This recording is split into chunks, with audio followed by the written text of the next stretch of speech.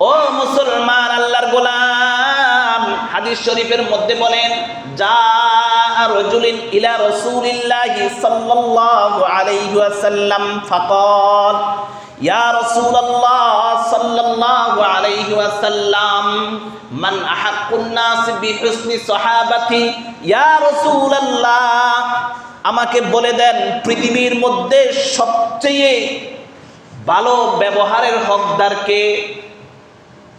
পৃথিবীর মধ্যে সবচেয়ে ভালো ব্যবহারের হকদার কে?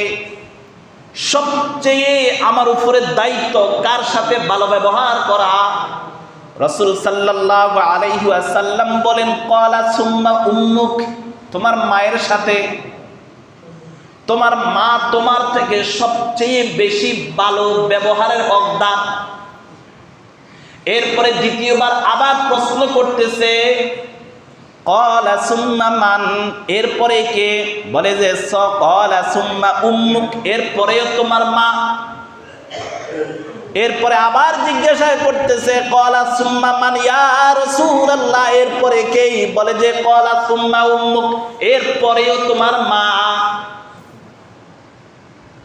কয়বার বলছে?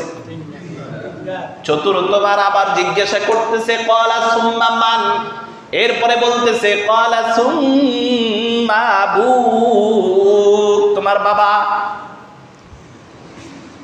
মায়ের কথা তিনবার বলছেন, বাবার কথা একবার বলছেন। কি খারাপ লাগে না? বাবার কথা কেন একবার বলছেন?